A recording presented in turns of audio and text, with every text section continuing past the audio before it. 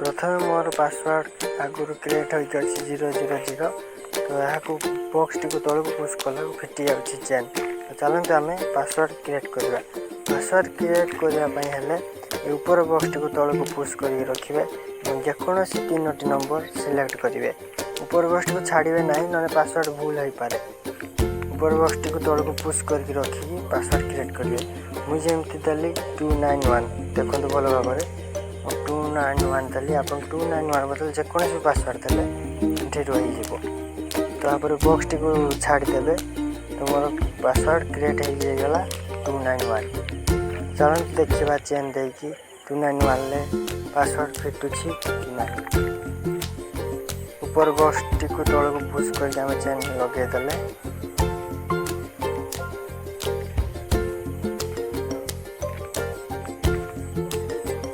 देखुए chain caper लगाऊँ।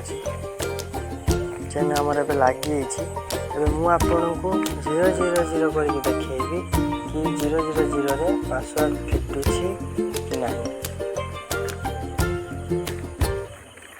देखो भल भाव मुझे 000 देदेली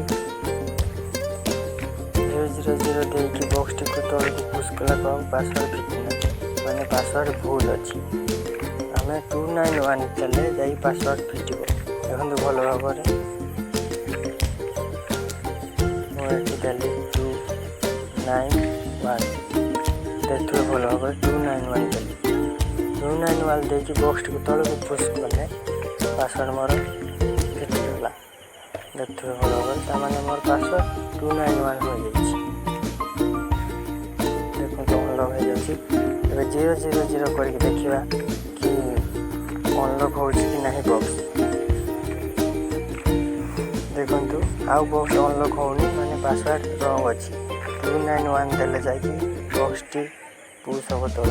देखो 291 देली मुझे पासवर्ड तो देखो अनलक हो मुझे चेन देखी देखे 291 पासवर्ड फिटुची ना। देखिए भल भाव चेन केमी दिखाई चेन ये लगी सारी पासवर्ड 291 अच्छी। देखिए ऊपर बॉक्स को तौक पुश कले आमर फिटी जाऊँगी। मुझे गोटे सिक्रेट ट्रिक बतईदेवी कि ट्रॉली बैग आपण मैंने जदि भूली जाइए पासवर्ड तो किपर यहाँ खोलिए। चलते स्टार्ट करवा। देखो भल भाव तौक नंबर देके किसी कथा ना। देखो भल भाव नंबर तौक देखु हॉल देखा प्रथम से हॉल को गोटे साइड रे रखिए मैंने मुझे राइट रे रखी। देखो भल भाव नंबर को देखु ना तौक देखु राइट साइड रे मु 3टी हॉल को समान भाव रखीदेली। देखो भल भाव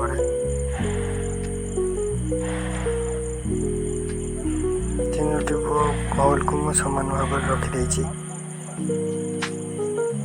देखिए 3टी हॉल बर्तमान समान भाव अच्छी। तो गोटे गोटे स्टेप आम आग को दबा गोटे गोटे स्टेप आम आग को दबा। ए राइट रे अच्छी देखो गोटे स्टेप आग को देले मोर हॉल टी लेफ्ट को पड़ेगा ए भी लेफ्ट को पड़ेगा। देखो भल भाव एटा भी लेफ्ट को पड़ेगा। देखो तो 3टी सामान भाव रखिए 3टी हॉल को। तापर आम नंबर फिटू ना आम देखा नंबर गोटे पर गोटे इनक्रीज कर देखा फिटुचु कि ना। 8 थिला मु कहली 7 थिला 6 9 थिला 8 फिटलानी। फिर आउ थे इनक्रीज करवा 7 थिला 6 है 6 थिला 5 है 8 थिला 7 है। ट्राई करेंगे तो फिटलानी। तापर 5 4 6 नंबर गोटे पर गोटे आग को बढ़ेबे। तापर 4 है 5 थिला 3 है 5 है फिटू ना। तापर 4 थिला 3 है 3 थिला 2 है 5 थिला 4 है फिटू ना।